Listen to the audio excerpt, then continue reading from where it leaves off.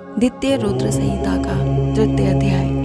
माया निर्मित नगर में शीलनिधि की कन्या पर मोहित हुए नारद जी का भगवान विष्णु से उनका रूप मांगना, भगवान का अपने रूप के साथ वानर का समूह देना, कन्या का भगवान को वरण करना और कुपित हुए नारद का शिवगणों को श्राप देना।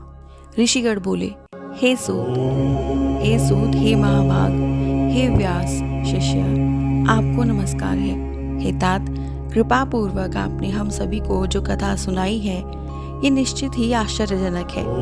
हे तात, मुनि के चले जाने के पश्चात भगवान विष्णु ने क्या किया और नारद जी कहाँ गए, वह सब हम सब लोगों को बताएं।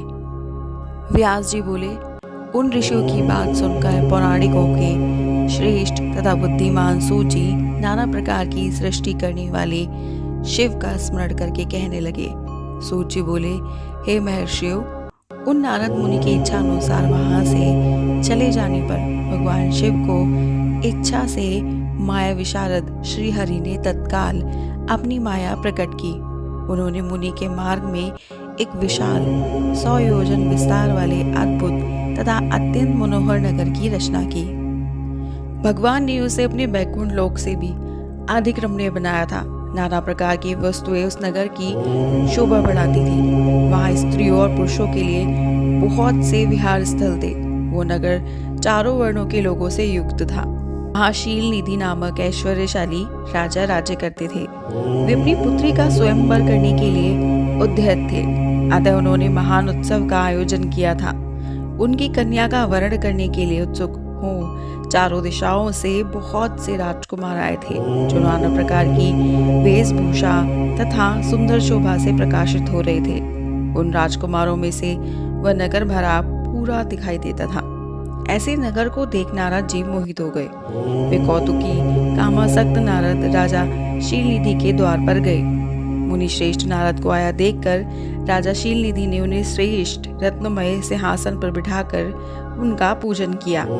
तत्पश्चात राजा ने श्रीमती नामक अपनी सुंदरी कन्या को बुलवाकर उसे नारद जी के चरणों में प्रणाम करवाया। उस कन्या को देखकर नारद मुनि चकित हो गए और बोले, हे राजन, ये देव कन्या के समान सुंदरी तथा महाभाग्यशालिनी कन्या कौन है? उनकी ये बात सुनकर राजा ने हाथ जोड़कर कहा, हे मुने, ये मेरी पुत्री है, इसका नाम श्रीमती है।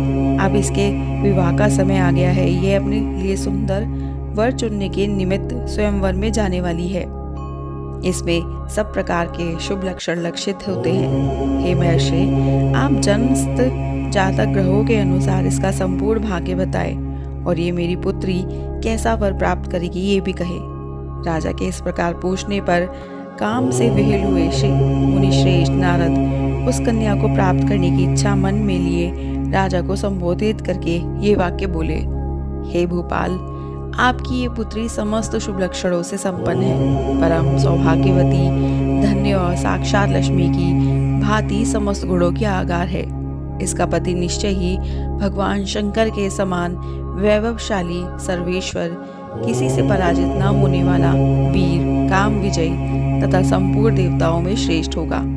ऐसा कहकर राजा से विदा लेकर इच्छा अनुसार विचरने वाले नारद मुनि वहां से चल दिए। वे काम के वशीभूत हो गए थे। शिव की माया ने उन्हें विशेष मोह में डाल दिया था। वे मुनि मन ही मन सोचने लगे कि मैं इस राजकुमारी को कैसे प्राप्त करूं। स्वयंवर में आए हुए नरेशों में से सबको छोड़कर ये एकमात्र मेरा ही वरण कैसे करे। समस्त नारियों की सौंदर्य सर्वथा प्रिय होता है। सौंदर्य को देखकर ही वह प्रसन्नता पूर्वक मेरे अधीन हो सकती है, इसमें संशय नहीं है। ऐसा विचार कर काम से विहिल हुए मुनि व नारद भगवान विष्णु का रूप ग्रहण करने के लिए तत्काल उनके लोक में जा पहुंचे। वहां भगवान विष्णु को प्रणाम करके वे वचन बोले, हे भगवान, मैं एकांत में आपसे अपना सारा वृतांत कहूंगा। तब बहुत अच्छा, ये कहकर शिव विच्छेद कर्म करने वाले लक्ष्मीपति श्री हरि नारद जी के साथ एकांत में जा बैठे और बोले, हे मुने, आप अपनी बात कहिए। तब केशव से मुनि नारद जी ने कहा। नारद जी बोले, हे भगवान, आपके भक्त जो राजा शीलनिधि हैं वे सदा धर्म पालन में तत्पर रहते हैं। उनकी एक विशाल लोचना कन्या है जो बहुत ही सुंदरी है। उसका नाम श्रीमती है। वह जगमोहिनी के रूप में विख्यात है और तीनों लोकों में सबसे अधिक सुंदर है। हे विष्णु, आज मैं शीघ्र ही उस कन्या से विवाह करना चाहता हूँ। राजा शीलनिधि ने अपनी पुत्री की इच्छा से स्वयंवर रचाया है, इसलिए चारों दिशाओं में वहाँ हजारों राजकुमार आए हुए हैं। आप अपना रूप मुझे दे दे तो मैं उसे निश्चित ही प्राप्त कर लूंगा। आपके रूप के बिना मेरे कंठ में जयमाला नहीं डलेगी। मैं आपका प्रिय सेवक हूँ, अतः आप मुझे अपना स्वरूप दे दीजिए, जिससे वह राजकुमारी श्रीमती निश्चय ही मुझे वरण कर ले। सूची बोले, हे महर्षि नारद मुनि, ऐसी बात सुनकर भगवान मधुसूदन हंस पड़े और शंकर के प्रभाव का अनुभव करके उस दयालु प्रभु ने उन्हें इस प्रकार उत्तर दिया। विष्णु बोले, हे मुने, आप अपने अभीष्ट स्थान को जाइए। मैं उसी तरह आपका हित साधन करूंगा जैसे श्रेष्ठ वैद्य अत्यंत पीड़ी रोगी का हित करता है, क्योंकि आप मुझे विशेष प्रिय हैं। ऐसा कहकर भगवान विष्णु ने नारद मुनि को मुक्तो वानर का दे दिया और शेष अंगों में अपने जैसा स्वरूप देकर वे वहां से अंतर्ध्यान हो गए। अब भगवान की पूर्वोक्त बात सुनकर और उनका मनोहर रूप प्राप्त हो गया समझकर नारद मुनि को बड़ा हर्ष हुआ। वे अपने कृत्य मानने लगे, किंतु भगवान के प्रयत्न को वो समझ न सके। तदंतर मुनि श्रेष्ठ नारद शीघ्र ही उस स्थान पर जा पहुंचे जहां राजा शीलनिधि ने राजकुमारों से भरी हुई स्वयंवर सभा का आयोजन किया था। हे विप्रवरों, राजपुत्रों से घिरी हुई वह दिव्य स्वयंवर सभा दूसरी इंद्र सभा के समान अत्यंत शोभा पा रही थी। नारद जी उस राजसभा में बैठे हुए और वहां बैठकर प्रसन्न मन से बार बार यही सोचने लगे, मैं भगवान विष्णु के समान रूप धारण किए हुआ अतः वह राजकुमारी अवश्य ही मेरा वरण करेगी, दूसरे का नहीं। मुनि श्रेष्ठ नारद को यह ज्ञात नहीं था कि मेरा मुंह कुरूप है। हे विप्रो, उस सभा में बैठे हुए सभी मनुष्य ने मुनि को उनके पूर्ण रूप में ही देखा।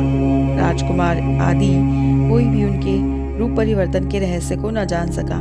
वहां नारद जी की रक्षा के लिए भगवान रुद्र के 2 गण आए थे, जो ब्राह्मण का रूप धारण करके गुण भाव से वहां बैठे थे। वही नारद जी के रूप परिवर्तन के उस उत्तम भेद को जानते थे। मुनि को काम वेश में मूढ़ हुआ जानकर वे दोनों गण उनके निकट गए और आपस में बातचीत करते हुए उनकी हंसी उड़ाने लगे। देखो, नारद का तो रूप निश्चित ही भगवान विष्णु के समान श्रेष्ठ है, किंतु मुख वानर के समान विकट है और महाभयंकर। काम मोहित ये व्यर्थ में ही राजपुत्री को प्राप्त करने की इच्छा कर रहे हैं। इस प्रकार की कपटपूर्ण बातें कहकर वे नारद का उपहास करने लगे।